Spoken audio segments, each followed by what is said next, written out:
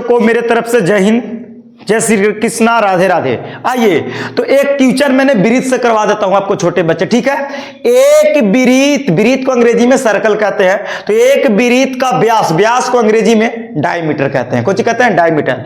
तो एक वृत्त का व्यास 12 सेंटीमीटर है, तो क्षेत्रफल, परिधि तथा त्रिज्या ज्ञात करें। क्षेत्रफल को अंग्रेजी में एरिया कहते हैं, परिधि को सरकमफ्रेंस कहते हैं और त्रिज्या को रेडियस कहते हैं। समझ, ठीक है। चलिए अब समझता है, सवाल कहता है कि एक वृत्त होता है, तो पहले मैं आपको थोड़ा सा छोटा सा जानकारी देता हूं। ये एक वृत्त है, ठीक है, और वृत्त के जो बीच में सबसे बीच होता है, इसको हम लोग केंद्र कहते हैं। कुछ कहते हैं केंद्र, और केंद्र से अगर परिधि पर टच करेगा, परिधि किसको कहेंगे, तो गोले गोले जो बाउंड्री है ना भैया, एक हम परिधि कहेंगे, सरकमफ्रेंस कहेंगे। तो केंद्र से परिधि पर जब टच करेगा तो इसको हम लोग बबुआ कौची कहेंगे, त्रिज्या कहेंगे। कौची कहेंगे, त्रिज्या। यानी अगर यहां पे हम बोले कि ओ एक केंद्र है और यहां पे ए नाम दिए, तो ओ ए मेरा त्रिज्या बन गया, कोई दिक्कत नहीं है। अगर हम इसी त्रिज्या को डबल कर देते हैं, एन ले तक खींच के ऐसे, और इसको नाम दे देते हैं बी, तो ए से लेके बी का जो दूरी होगा, जो वृत्त के केंद्र से होके गुजर रहा है, यहां पे हम ए बी को कहेंगे बबुआ व्यास। ए बी को कहा कहेंगे, व्यास। व्यास किसको कहते हैं, तो वृत्त के जो केंद्र से के बीच गुजरे, यानी कि वृत्त के सबसे बड़ी जीवा उसको कहते हैं, है ना, जो ई परिधि सी पर टच करेगा, तो सबसे बड़ी जीवा जो होता है वृत्त के केंद्र से गुजरता है। तो इसलिए परिभाषा होता है कि वृत्त के केंद्र से गुजरते हुए जो सबसे बड़ी जीवा होता है, वृत्त का सबसे बड़ी जीवा, उसी को व्यास कहते हैं, ठीक है। परिधि समझा दिए कि गोले गोल होता है। एरिया का होता है, तो जितना ही गोले गोले परिधि के जो अंदर है ना, इसको हम लोग एरिया कहते हैं, क्षेत्रफल। तो आइए इसको समझते हैं। तो सवाल में दिया कि एक वृत्त, एक बताओ, जो त्रिज्या होता है वो व्यास के आधा होता है, व्यास के आधा होता है त्रिज्या, और त्रिज्या के दुगना होता है व्यास, और व्यास के आधा होता है त्रिज्या,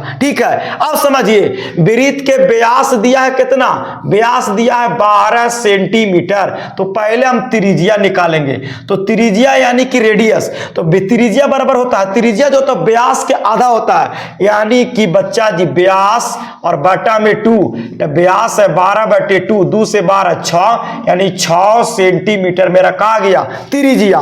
तो पहला सवाल कर रहा है कि वृत्त का क्षेत्रफल बताइए, तो लिखेंगे कि वृत्त का क्षेत्रफल यानी एरिया बराबर होता है फॉर्मूला पाई आर स्क्वायर। ए बच्चा, पाई का वैल्यू होता है 22/7 या 3.14, लेकिन जब पाई के मान नहीं कुछ देगा तो 22/7 यूज करना है, और न तो जब दे देगा कि 3.14 लगभग में होता है, तो आप इसको भी यूज कर सकते हैं। तो हम यहाँ पे ई वाला लेके चलेंगे। तो वृत्त का क्षेत्रफल होता है पाई आर स्क्वायर, पाई का वैल्यू 22/7 होता है। पाई एक का परिमेय संख्या मैं बता देता हूं, आर का स्क्वायर, आर के मान आया 6, तो 6 का स्क्वायर करना, आर का स्क्वायर 6 के 2 बार गुना करेंगे, 6 गुने 6, इसी को गुना कर दीजिए, जो आएगा मेरा आंसर। तो सुनिए, 6 से 6 में गुना करेंगे तो 22 गुने 6 से 6 में करेंगे तो 36/7 है ना। अब इसको गुना कीजिए, तो गुना करे के भी आपको पहाड़ा याद होना चाहिए।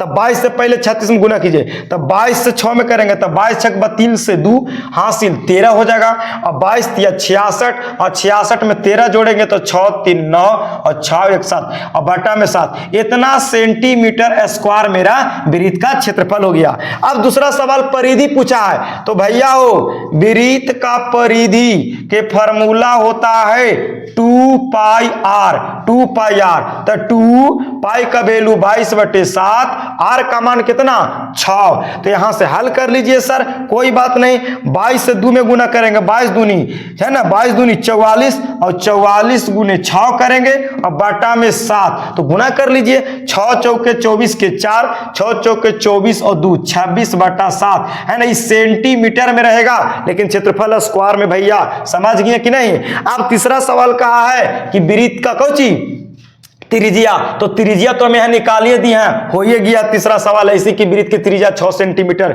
यही सवाल था बेसिक, और मैंने आपको समझा दिया। कोई दिक्कत, याद रखना है कि केंद्र होता है, केंद्र से परिधि पर टच करेगा त्रिज्या कहलाएगा, और अगर यही त्रिज्या को डबल कर देते हैं तो व्यास बन जाता है। और वृत्त के जो सबसे बड़ी जीवा होता है वो केंद्र से गुजरता है, जिसको हम लोग व्यास कहते हैं। परिधि समझा दिए, कोई दिक्कत नहीं। यही टॉपिक था छोटा छोटा बच्चों के, ये सब बेसिक जड़ बहुत सीखना जरूरी है, नहीं सीखिएगा आगे चल के फंसिएगा तो फिर आपको पढ़ने के मन नहीं करेगा। वीडियो अच्छा लगा तो लाइक शेयर करते रहिए। थैंक यू देखने।